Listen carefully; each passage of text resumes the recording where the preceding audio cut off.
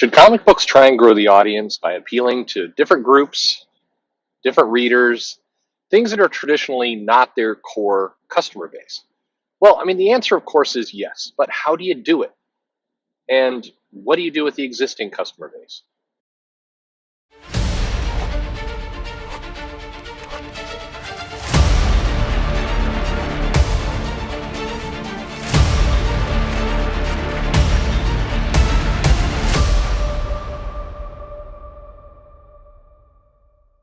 Hey, this is Perch. I've talked about this topic a bunch in a little places, so it's kind of like almost as a Frankenstein video where I could stitch together other things. But as we're entering the new year, it's important to take a look at comics and their efforts to grow their market. Now, I'll say in the offset, comics needs to grow their market. That's the premise of what I'm about to say and my belief. I think that comics as a whole they have to find new readers. They have to find new audiences. They have to find new people to widen the pie, widen the pot, whatever you want to say, of comics. And the challenge is their existing reader base is both aging and getting isolated and getting priced out of comics and being actively turned away in some cases. So if you're going to do that, you got to replace them with something. And comics, if you haven't noticed, a lot of people wonder, like, why are comics putting out these trash comics? Why are they putting out these comics of, with kids in them? What was going on? And the answer is they're not crazy people who are just trying to tank an industry. Some people have speculated that this is some kind of, deliberate intention for the comic industry to drive readers away to pave the way for socialism, or who knows, or that they're just maniacally incompetent. That's something I've heard too. But the reality is they are trying to find new readers. They're just doing a very bad job of it. Now you might say, well, that's just your opinion, man, but it's not. Actually, facts back that up. So first off, yes, they absolutely are trying to reach markets that have a lot of readers and, more importantly, have a lot of money. When Marvel Comics goes out and they sign a deal with Rainbow Rowell to do some comics, it is not that, some people liked the name Rainbow and just wanted to give her a job. It's the fact that she worked in a space that is proving to be profitable, proving to have money. Whether it's Raina Telgemeier or that entire industry has been a growth business for books and Scholastic and other places. So there's people, interest, and money coming in there. So the idea of let's hire this person who can come in and help to bring some of those readers over and get something started, that was the intent. It's one reason why Runaways is allowed to go on so long, even though its numbers are not great. But that the numbers are not great kind of prove the second part of my theory. One, Marvel's not doing crazy things by bringing these people in. Neither is DC, neither is anybody. They're trying to go after a market that does exist. However, second part of my statement, they're doing it very, very poorly. And we can objectively know this. Forget for a moment, let's say, because I have people in my videos like, every now and then come running in and goes, oh, you just hate Alan Ewing, but his works are great. Cool. I'm glad. And I'm glad Hulk has been a success and Al Ewing can finally hang his hat on a title that sells. But Alan Ewing's, his reputation or his legacy at Marvel is a lot of very low selling, early cancellation books. I'm not saying that somebody who likes or dislikes Al Ewing's work. I, for the record, think Al Ewing's writing often dips into deep continuity and he cares about the deeper Marvel universe. That's cool. I'm with it. Some of his, social commentary comes off as ham-fisted. I think that's not cool. But that, be it that as it may, whether I like or dislike Al Ewing is kind of irrelevant. The point is that the books aren't selling well and they're not landing with this new audience. Go into a comic shop, the people who are picking up Runaways typically are people who liked the first volume of Runaways, which is nearly 20 years old now. So, cool. If you like the first volume of Runaways and you are a collector and you want to be back on board for the new version, you're buying it. And that's great. And Marvel loves the fact that you're back giving them your money again. The challenge is the goal was not necessarily to get that, for lack of a better word, old money. It was to bring in new money. And the new money is not coming. How do we know this? Because the numbers don't support it. The comic shops are not seeing new customers coming in who have never bought comics before. Yes, there's always a customer, but not droves of customers. The purpose of making books like what Raina Telgemeier does is to get Raina Telgemeier like numbers, and those have not appeared. Marvel was very happy with Miss Marvel and its financial success, Kamala Khan, but it was still 1/50th, maybe lower than that, of what Raina Telgemeier sells. So they were happy because it was a decent selling book for what they were producing at the time, aimed at an audience that was not their core audience. The challenge is nobody really had a way of knowing at the time if it was bringing in new money or old money. But as time has gone by, I think the story has been told it was by and large old money, not new fans. If there were new fans brought in by these books, they're not sticking around. So it's two important points I'm making here, and I think people like to argue with both of them.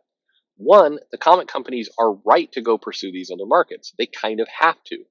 If you're going to grow comics, you have to constantly be looking for ways to grow comics, which means new readers, new audiences, new groups, new people who aren't reading comics today.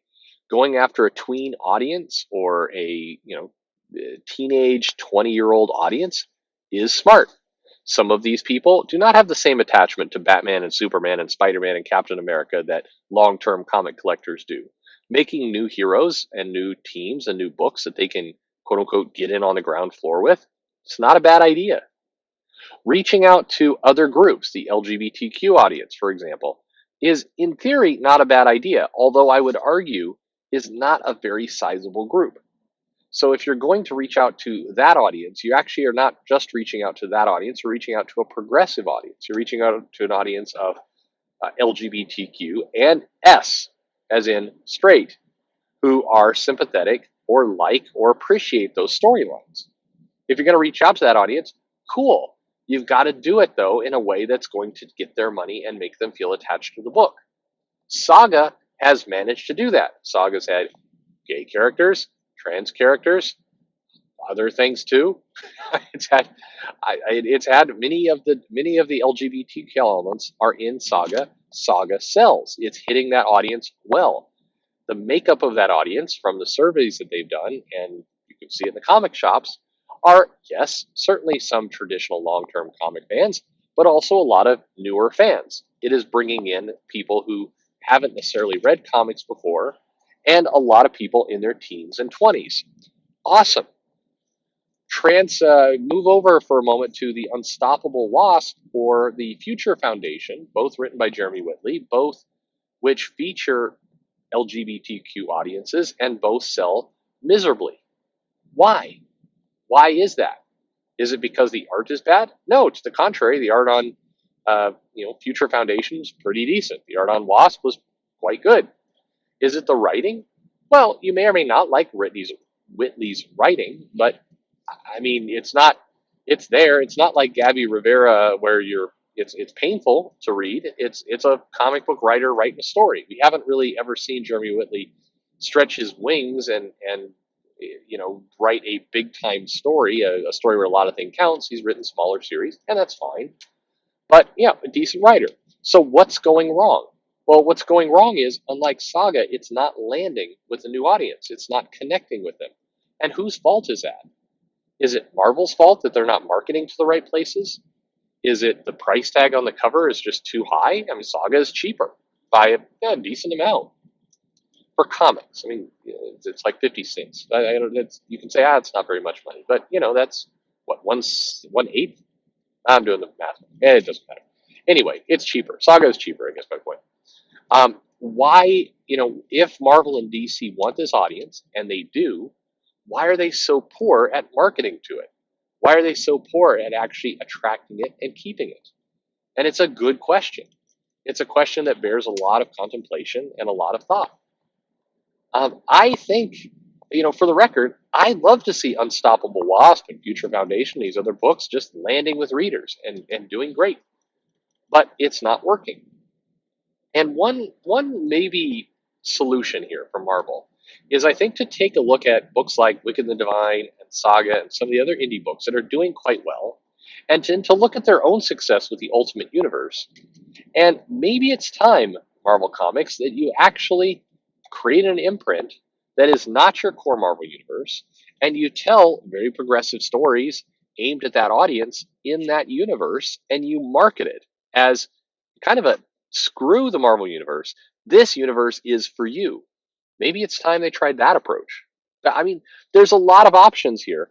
The point is, it's not working today. And unfortunately, when people say it's not working today, the response from Marvel and a lot of these creators is either block or to say, you're wrong. Shut up. You don't know what you're talking about. And okay, cool, except the numbers on these books and the connection to these audiences is not happening. Factually, quantifiably is not happening. So you got to do something different. And here, please listen to the words in my voice. If you're Marvel Comics, you're one of these creators, you're itching to go. I want you to succeed. I want you to sell those comics. I want you to connect with that audience. I desperately do. And my solution to you is not to make all the characters straight, hire a bunch of 90s comic artists, and have them blow crap up at each other. That's not what I'm saying. I think you should go at this market, this new market. I think you should connect with it. I think you should sell to it. I think we should have the old, existing collectors market who loves comics the way they were in the 80s. I think we should serve them. I think we should serve the new market. I think we should serve everybody. Let's make comics for everyone. I don't think it's rocket science. But you got to be doing a better job than you're doing now because you are not connecting with the audience you want to connect to. And then you're just getting pissy about it when somebody points that out. Anyway, that's what I think. What do you think? Let me know your thoughts below. How does this new market work? How does this audience work? Would love to hear your feelings on the matter. Like, subscribe, follow me on Twitter at Comic Perch, and thanks for listening.